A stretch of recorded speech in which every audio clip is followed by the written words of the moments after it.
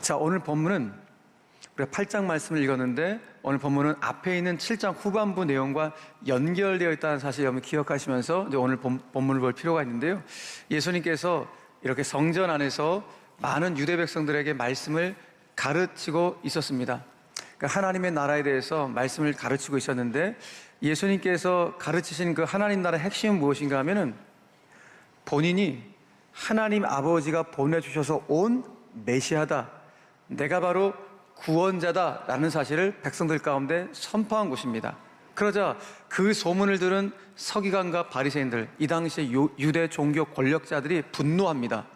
저 예수가 신성 모독적 발언을 통해서 백성들을 미혹하고 현혹시키고 있다라고 생각해서 너무 큰 분노를 합니다. 어떡할까? 저 예수 체포하자. 그래서 체포조를 만들어서 체포조를 예수한테 보냅니다. 체포해 오라고. 그런데 체포하러 갔던 이 체포조들이 예수를 체포하지 않고 그냥 돌아온 것입니다. 그냥 돌아와서 자기의 주인들인 유대 종교 권력자들 가운데 이렇게 말을 합니다. 그 앞에 있는 7장 46절 말씀 보니까 아랫사람들이 대답하되 그 사람이 말하는 것처럼 예수처럼 말하는 것처럼 말하는 사람을 이때까지 보지 못했다, 이때까지 없었다라는 것입니다. 예수처럼 말하는 사람, 예수처럼 행동하는 사람을 우리가 아직까지 보지 못했다라고 말을 합니다. 그러니까 이 체포조들이 가갖고 예수님 말씀을 듣고 마음이 요동하기 시작한 겁니다. 마음이 움직이기 시작한 겁니다. 뭔가 변화의 싹이 보이기 시작한 것이죠. 그러자 이 대답을 받은 바리새인들이 당혹스러워서 그들 가운데 이렇게 말을 합니다. 그 밑에는 47절 말씀하니까 바리새인들이 대답하되 너희도 미혹되었느냐? 너희도 저 예수한테 현혹된 것이냐? 라고 당혹스러워하면서 오늘 말을 건넵니다. 여러분, 이 체포조들 가운데 어떻게 이런 일이 벌어진 걸까요? 그 이유는 다른 것이 아니라 예수님의 말씀은 우리의 심령을 변화시키기 때문에 그렇습니다. 예수님의 말씀을 제대로 들어 예수님 만나면 그 사람의 가치가 변화되기 시작합니다. 그 사람의 삶의 지향점이 변화되기 시작합니다. 바로 이것이 복음의 능력입니다. 정말 복음의 말씀을 제대로 들어 예수님 만나면 그의 신앙과 그의 삶은 변화될 수밖에 없는 것입니다. 여러분, 이것이 복음의 능력이죠. 사도 바울을 보십시오. 사도 바울은 예수 믿는 자를 때려잡아 죽이려던 그것이 사명이었던 자입니다. 그날도 예수 믿는 자들을 때려잡아 죽이려고 체포하려고 가는 그 다메섹 길거리에서 예수님 만납니다. 예수님 만나 핍박자에서 예배자로, 포행자에서 복음의 증인으로 변화되는 그 한 사람 바울을 우리가 너무 잘 알고 있지 않습니까? 이렇게 하나님을 만난다고 하는 것, 그 말씀을 통하여서, 복음을 통하여서 주님을 만난다고 하는 것은 우리의 삶에 놀라운 가장 큰 축복이 아닐 수가 없죠. 지난주에 우리 교회 몇몇 교육자분들과 함께 신의 악단이라는 영화를 보고 왔습니다. 이 영화는 실제 사건을, 실제 있었던 일을 모티브로 한 그런 영화입니다. 북한에서 가장 살벌하다는 보이부라는 곳이 있죠. 북한 보이부가 해외 NGO 단체로부터 큰 거액의 돈을 받기로 약속을 합니다. 근데 어떤 약속을 하는가? 북한에도 예배를 드릴 수 있냐? 아, 드린다. 그럼 우리가 보러 가겠다 라고 이렇게 약조를 맺고 가짜 외화벌이용 찬양단을 구성하게 됩니다. 그런데 몇 주 후에 정말 그 실사단이 실사를 보겠다고 하는 것입니다. 발에 불이 떨어졌습니다. 그래서 가짜 찬양단을 연습시키는데 영화 대본대로, 또 북한 분들의 어투로 말한다면 그야말로 가열차게 혁명적으로 찬양 연습을 시작하게 합니다. 그런데 그 찬양단 안에 예수 믿는 자들을 때려잡아 죽이고 체포했던 일에 가장 앞장섰던 보이부 간부들이 이 찬양단 대원으로 들어가게 됩니다. 이 모두는 다 가짜로 찬양하고 가짜로 예배하고 가짜로 기도하고 가짜로 말씀을 읽습니다. 보여주기 용이기 때문입니다. 그런데 이것을 반복하고 반복하다 보니까 이들의 마음이 움직이기 시작합니다. 연기를 시작했는데 그 연기가 진짜 믿음으로 싹이 나기 시작합니다. 이때 이 보이부 간부 마음 가운데 갈등이 생깁니다. 어떤 갈등? 당으로부터 명령이 떨어집니다. 이 찬양단의 행사가 다 마친 이후에, 그 실사단이 다 그걸 보고 난 이후에 이 찬양단들을 모두 다 총살하라는 당의 명령이 떨어진 것입니다. 그런데 이렇게 찬양하고 기도하고 말씀 읽다가 점점점 변화가 된 이 보위부 간부에게 갈등이 일어납니다. 어떡할까? 어떡할까? 결국 이 찬양대원들을 살리기로 하고 본인이 총살을 당하기로 하면서 죽음을 선택하는 그런 과정의 영화입니다. 이 영화를 보면서 너무 큰 감동을 받았고, 지금도 북녘단 어느 곳에서 정말 숨죽여서 예배하고 있는 북한 지하교회 성도들이 떠올려지게 되었습니다. 동시에 우리가 지금 누리고 있는 이 신앙의 자유, 이 예배의 자유가 얼마나 귀한 것인지, 얼마나 고귀한 것인지를 다시 한번 느끼면서 감사하고 저의 사명을 다시금 붙잡게 되었습니다. 그 영화에서 흘러나오는 찬양, 우리가 너무 잘 아는 찬양들이 흘러나옵니다. 그 찬양을 저도 영화를 보면서 흐느끼면서 불렀습니다. 자유가 전혀 없는 그 땅에서 이 찬양이 울려 퍼집니다. 고통의 멍에 벗으려고 예수께로 나갑니다. 자유와 기쁨 베푸시는 주께로 갑니다. 광야와 같은 그 척박한 그 땅에서 이 찬양의 고백을 올려드립니다. 주님만 내 도움이 되시고, 주님만 내 빛이 되시는, 주님만 내 친구 되시는 광야, 주님 손 놓고는 단 한순간도 살 수 없는 곳 광야, 그 광야에 내가 서 있다고 고백하는 찬양이 울려 퍼집니다. 절망의 그 땅, 죽음의 그 땅에 부활 소망의 찬양이 울려 퍼지기 시작합니다. 할렐루야, 주를 찬양하여라. 할렐루야, 자유케 하셨도다. 죄의 저주 끊으신 주께 구원이 있다다. 주 예수 나의 산소망이라는 찬양이 울려 퍼지기 시작합니다. 영화를 보는 내내 너무 큰 감동을 받아서 영화의 엔딩 크레딧이 다 올라갈 때까지 자리를 뜰 수가 없었습니다. 요즘 한국교회가 여러모로 어려운 가운데 있는데 하나님께서 우리 한국교회 성도들 용기를 내라고 이 영화로 선물을 주셨구나, 라는 그런 생각이 들었습니다. 어떤 어려움에도 주 예수 나의 산소망 되신 주님 붙잡고 다시 일어나는 하나님의 음성으로 이 영화를 받았기 때문입니다. 사랑하는 성도 여러분, 우리 개인과 우리 민족의 진짜 소망은 예수 그리스도인 줄로 믿으시길 바랍니다.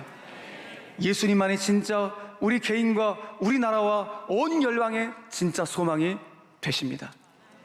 오늘 본문으로 다시 돌아와서 오늘 아랫사람들이 자기 윗사람들에게 이야기합니다. 자기들은 지금껏 예수처럼 말하는 사람을 단 한 번도 본 적이 없습니다. 예수처럼 행동하는 사람을 단 한 사람도 본 적이 없습니다. 라는 이 하인들의 말이 오늘 우리가 읽은 본문 안에서 그대로 재현되는 구체적인 현장, 그 사건을 우리에게 보여주고 있는 것입니다. 예수님께서 이렇게 하나님의 나라에 대해서 성전 안에서 정말 열렬하게 뜨겁게 말씀을 가르치자 더 많은 사람들이 몰려오기 시작합니다. 이렇게 예수님께서 말씀을 성전에서 가르칠 때 바리새인과 서기관들 그리고 일단의 무리들이 씩씩거리면서 성전 안에 들이닥치게 된 것입니다. 그들은 그들만 온 것이 아니라 오늘 한 여인을 개 끌고 오듯이 끌고 와서 많은 사람들이 보는 그 한가운데 떡하니 세웁니다. 오늘 본문은 그 장면을 이렇게 우리에게 보여주고 있죠. 3절 말씀입니다. 서기관들과 바리새인들이 음행 중에 잡힌 여자를 끌고 와서 가운데 세우고, 여러분 이 장면을 한번 상상해 보십시오. 한 여인을 끌고 와서 그 많은 사람들이 있는 그 자리 한가운데 이 여인을 세웠습니다. 가운데 세우고. 이 가운데 세우고라는 이 말씀, 이 표현이 저의 마음을 짠하게 만듭니다. 왜냐하면 이것은 공개적 모욕주기이기 때문에 그렇습니다. 여러분, 일반 세상에서도 사람들로부터 공개적으로 모욕을 당하면 너무너무 힘겹고 그 상처가 쓰라린데, 지금 이 공개적 모욕주기가 성전 안에서 일어납니다. 여러분, 하나님의 교회 안에서 누군가를 향해서 이렇게 공개적 모욕주기를 한다면 그 모욕을 받은 그분의 상처는 씻을 수 없는 상처가 되어버릴 겁니다. 그런데 오늘 종교인이라고 하는 유대 종교 권력자들이 오늘 한 여인을 향하여서 이 공개적 모욕주기를 자행하는, 서슴없이 자행하는 그 모습을 우리에게 보여주고 있는 것입니다. 목적은 실은 예수를 궁지에 몰아넣기 위함이었습니다.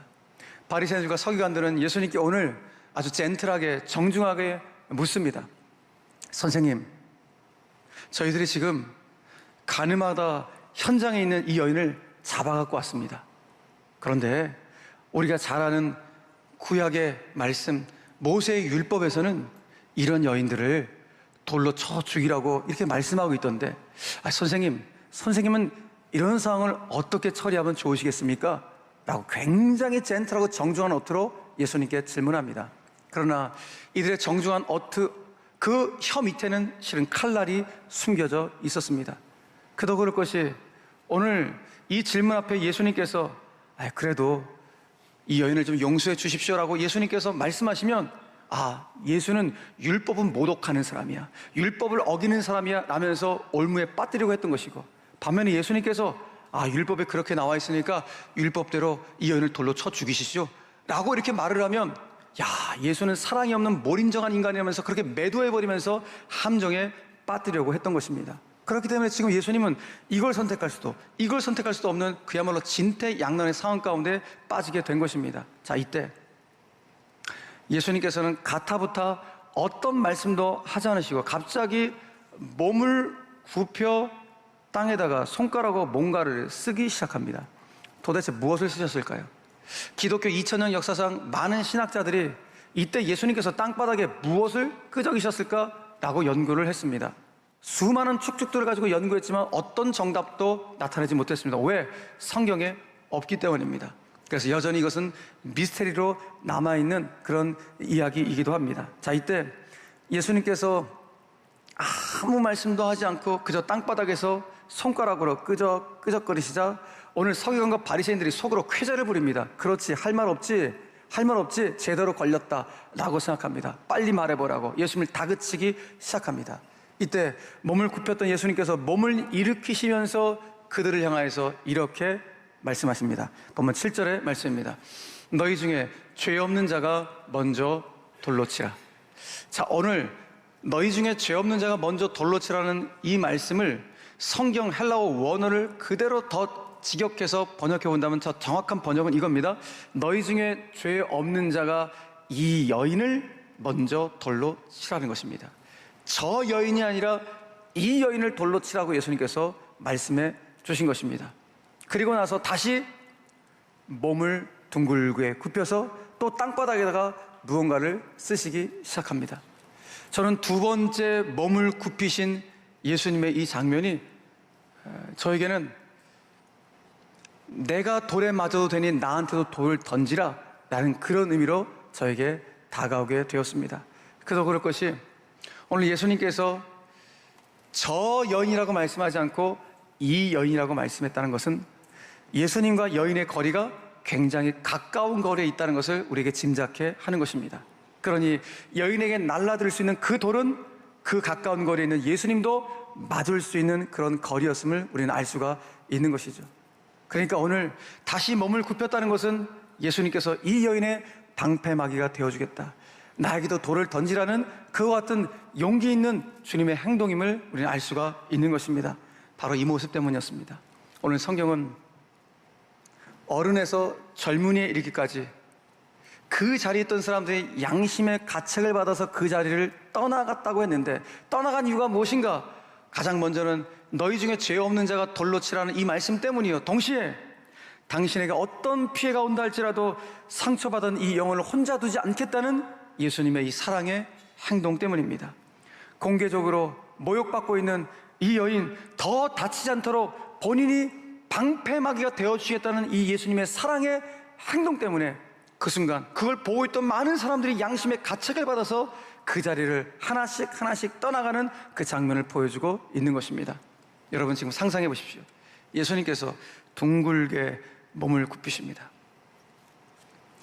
둥글게 몸을 굽히셨다는 이 장면 속에서 여러분 어떤 것을 적용하고 싶으십니까? 어떤 묵상이 되십니까? 저 개인적으로는 예수님께서 이 순간 이 여인이 갖고 있는 상처와 아픔과 고통을 당신의 품속으로 다 품고 계시는구나, 둥글게 몸을 굽히시면서 이 여인의 아픔과 상처를 품으시겠다는 예수님의 이 사랑의 행동 때문에 그 자리에 돌을 들고 서 있었던 그 성난 군중들이 하나씩 그 자리를 떠나고 있는 이 장면을 우리에게 보여주고 있는 것입니다. 사랑하는 성도 여러분, 오늘 이 아침에도 마찬가지입니다. 주님은 우리를 위해서 친히 몸을 굽혀 저와 여러분들 안에 있는 아픔과 상처와 고통을 당신이 직접 품어내기를 원하시는 것입니다. 그러므로 오늘 우리는 갈망해야 됩니다. 주님, 제가 당신의 품 안에 들어가길 원합니다. 당신의 품속에 저를 안아주십시오 라고 고백하게 될 때 우리의 절망은 더 이상 절망이 될 수가 없는 것입니다. 여러분, 그 주님의 품 안에 있게 될 때 우리의 삶에 어떤 거친 파도가 몰려온다 할지라도 우리는 주님과 함께 날아오를 수 있는 것입니다. 오늘 이 여인이 경험한 은혜가 바로 이것입니다. 예수님과 함께 다시 일어선 것입니다. 예수님과 함께 다시 비상하는 은혜를 이 여인이 경험하게 된 것이죠. 여러분, 이 장면을 다시 보십시오. 오늘 성경은 이 성난 무리들이 떠난 그 자리의 광경을 이렇게 묘사해주고 있습니다. 9절 말씀입니다. 그들이 이 말씀을 듣고 양심의 가책을 느껴 어른으로 시작하여 젊은이까지 하나씩 나가고, 다 같이 시작. 오직 예수와 그 가운데 섰는 여자만 남았더라. 아멘. 오늘 성경은 끌려온 이 여인을 가리켜서 어떻게 표현하고 있습니까? 가운데 섰는 여자라고 표현하고 있죠. 이 여인은 지금 돌을 들고 있는 성난 군중들 가운데 서 있습니다. 한마디로 죽음의 공포 한복판 가운데, 절망의 한복판 가운데 이 여인이 서 있는 것입니다. 그런데 예수님은 이 여인을 향하여서 정죄하지 않으시고 따뜻한 시선으로 그 여인을 향하여 말씀하신 것입니다. 그러자 예수님의 그 시선으로 말미암아 이 여인이 안에 있었던 그 두려움의 공포의 껍질들, 절망의 껍질들이 한꺼풀씩 벗겨지기 시작하더니 이제는 하나씩 다 소멸되는 치유의 역사가 일어나게 된 것입니다. 여러분, 우리는 이 여인이 어떤 환경에서 자라났는지 전혀 알 수가 없습니다. 다만 이 여인에게도 부모님은 계셨겠죠. 자라오면서 적어도 한두 명의 친구는 왜 없었겠습니까? 그런데 지금 이 순간 이 여인의 구원이 되는 사람은 단 한 명도 없습니다. 오직 예수님만이 이 여인의 구원이요, 오직 예수님만이 이 여인의 산 소망으로 그 곁에 계시고 있는 것입니다. 그래서일까요? 오늘 이 말씀, 오직 예수와 그 가운데 섰는 여자만 남았더라는 것이 우리의 가슴을 사무치게 합니다. 무엇을 말합니까? 어떤 간증입니까? 모두가 나에게 돌을 던진다 할지라도, 모두가 나를 등지고 떠난다 할지라도 끝까지 내 곁에 계실 분은 예수님이라는 사실을 우리에게 보여주고 있는 것입니다. 나를 품으시고 내 안에 있는 상처와 고통을 당신이 직접 굽히셔서 나를 품기 원하시는 예수님, 모두가 다 떠난다 할지라도 오직 예수와 그 가운데서는 나만 남았더라는 오늘 이와 같은 놀라운 역사를 우리에게 보여주고 있는 것입니다. 그러나 여러분, 잊지 마십시오. 혹 지금 내 삶이 이 여인처럼 절망의 한복판에 내동댕이 친 것처럼 느껴진다 할지라도 오늘 여러분들이 진짜 내 인생의 소망은 예수님 한 분이야. 그분이 나 대신 돌을 맞으셨고 그분이 내 상처와 아픔을 품고 계셔 라는 사실을 믿으면 나의 절망은 더 이상 절망이 될 수 없다는 사실을 여러분 믿으시길 바랍니다. 중요한 건 오늘 예수님께서 이 여인의 죄를 추궁하지 않으셨다는 것입니다. 너 정말 가늠했어? 추궁하지 않으십니다. 왜? 이미 다 알고 계시기 때문입니다. 그래서 공포에 떨고 있는 여인, 모멸감에 젖어있는 이 여인을 따뜻한 시선으로 바라보시면서 도리어 이렇게 말씀합니다. 마지막 11절 말씀을 같이 한번 읽겠습니다. 시작. 나도 너를 정죄하지 아니하노니 가서 다시는 죄를 범하지 말라. 주님은 이 여인을 정죄하지 않으시겠다고 합니다. 그러나 다시는 죄를 범하지 말라고. 어떤 죄? 그 죄, 그 간음했던 그 죄를 범하지 말라고. 여러분, 예수님은 정죄하지 않겠다고 하셨지 너에게 죄가 없다고 말씀하지 않으셨습니다. 음행한 거 죄죠. 주님 말씀합니다. 그 죄 다시 범치 말라고. 그 죄를 다시 범치 말라는 예수님 말씀을 봤을 때 이 여인이 음행한 것이 오늘 충동적으로 한 번 저지른 죄가 아니라 그동안 계속 습관적으로 반복적으로 저질러왔던 죄임을 우리는 알 수가 있습니다. 그러니까 오늘 예수님이 이 여인에게 뭘 말하는 것이겠습니까? 얘야, 너 반복적으로 이런 죄를 계속 지면 안 돼. 이 죄를 끊어버리고 이제는 정결하고 순결한 삶을 살아가야 된다라고 예수님께서 말씀해주고 있는 것이죠. 자, 그렇다면 이 말씀을 주고 있는 분이 과연 누구신가라는 것입니다. 누구십니까? 오늘 이 여인 대신 조롱의 돌, 멸시의 돌, 분노의 돌을 대신 맞아주신 예수님께서 오늘 이 여인에게 말씀하고 있는 것입니다. 다시는 그 죄를 반복해서 짓지 말라고 정결한 삶을 살아가고 말씀하고 있는 것이죠. 여러분, 우리는 요한복음 8장의 말씀은 그 초반부터 읽었습니다. 요한복음 8장은 이렇게 간음한 여인에게 돌멩이를 들고 있는 그 성난 군중들의 모습으로부터 오늘 본문은 출발했습니다. 자, 그렇다면 이 요한복음 8장 출발을 이뤘다면 그 마지막 장면은 어떻게 마무리되고 있을까요? 그 마지막 장면은 이렇게 끝이 나고 있습니다. 마지막 절, 요한복음 8장 56절 말씀입니다. 그들이 돌을 들어 예수를 치료하거늘 예수께서 숨어 성전에서 나가시니라. 그러니까 요한복음 8장의 출발은 가늠한 여인에게 돌을 드는 장면으로 출발했지만 마무리는 누구한테 돌을 드는 거예요? 예수님을 향하여 돌을 드는 그 장면으로 마무리하고 있는 것입니다. 그러니까 여기서 깨닫는 것이 무엇입니까? 아, 여인이 오늘 다시 일어날 수 있었던 것, 다시 비상할 수 있었던 것, 그 죄를 용서받을 수 있었던 것은 그 여인이 뭔가를 해서가 때문이 아니라 오늘 예수님께서 이 여인 대신 그 돌을 대신 맞아주셨기 때문에, 예수님께서 이 여인의 방패막이가 되어주셨기 때문에 이 여인이 다시 일어날 수 있었다는 것입니다. 여러분, 저와 여러분도 마찬가지입니다. 저와 여러분들도 오늘 구원받아서 우리가 이 자리에서 예배 드릴 수 있었던 것은 우리가 오늘 시간이 나서 예배 드린 것도 아니고 애씀과 노력을 해서 구원받은 것도 아니라 예수님께서 우리가 받아야 될 수치와 모욕을 십자가에서 대신 받아주셨기 때문에, 내가 받아야 될 돌, 내가 맞아야 될 멸시의 돌, 분노의 돌, 그 조롱의 돌을 주님이 대신 받아주셨기 때문에 오늘 우리가 이 자리에 구원받아 있는 줄로 믿으시길 바랍니다. 주님이 그 모든 죄의 저주를 끊어버리시고 절망을 거두시고 우리의 산 소망에 되어주셨기 때문에 오늘 우리가 이 자리에 있는 줄로 여러분 믿으시길 바랍니다. 그러므로 우리는 반드시 믿어야 됩니다. 예수님만이 나의 산 소망 되어주심을, 예수님만이 내 인생의 가장 안전한 방패막이가 되어주심을 여러분 믿으셔야 됩니다. 그걸 믿을 때 더 이상 우리의 절망은 절망이 될 수가 없고, 우리는 도리어 오늘 성경 말씀처럼 우리도 이렇게 간증하게 될 겁니다. 어떻게? 오직 예수와 그 가운데 서는 여자만, 아니 나만 남았더라. 어떤 상황 속에서도 오직 예수님과 그 가운데 있는 나만 남았더라. 어떤 간증입니까? 주님, 어떤 상황 속에서 예수님은 내 곁을 떠나지 않는 줄로 믿습니다. 내 곁에 항상 주님 계시고 내 아픔을 품으시고 나 대신 돌 맞아주시는 그 주님이 내 인생의 가장 안전한 방패막인 줄 믿습니다. 이와 같은 간증을 하는 것이죠. 사랑하는 교회 여러분, 2026년 이제 12월 마지막 달 되었을 때 또 한 해를 돌아오면서 여러분들은 어떤 간증을 하길 원하십니까? 오늘 여기 나오는 이 성경 말씀의 간증이 우리 것이 되어야 되지 않겠습니까? 주님, 한 해 동안도 저를 구원해 주시고 저의 죄의 저주 끊어주시고 나의 산 소망 되신 주님 때문에 오늘 여기까지 왔습니다. 내 인생의 가장 안전한 방패막이 되어주신 예수님 때문에 올해는 여기까지 왔습니다. 저의 상처와 고통과 아픔도 다 품으셨던 그 주님의 은혜 때문에 올해 이 마무리까지 오게 되었습니다. 이런 간증, 저와 여러분들의 간증 되어야 되지 않겠습니까? 사랑하는 성도 여러분, 오늘 주님이 여러분들을 기다리고 계십니다. 여러분들의 아픔과 상처와 고통을 당신의 품 안에 안으시겠다고 오늘 기다리고 계시고, 우리 대신 돌 맞아 주시겠다고, 우리 대신 누군가의 그 돌을 당신이 맞아 주시겠다고 말씀하고 있으니 오늘 여러분 이 간증의 주인공들이 저와 여러분들이 되시기를 주님의 이름으로 간절히 축원합니다. 말씀 뵙겠습니다. 오늘 저는 설교의 제목을 다시 몸을 굽혀 라는 제목으로 설교를 여러분들과 나눴습니다. 다시 몸을 굽혀는 오늘 본문 8절에 나오는 성경 말씀을 그대로 제가 가져와서 설교 제목으로 삼았는데요, 제가 이것을 설교의 제목으로 삼은 이유는 다시 몸을 굽히신 예수님의 이 모습이 너무 큰 감동이 되었기 때문입니다.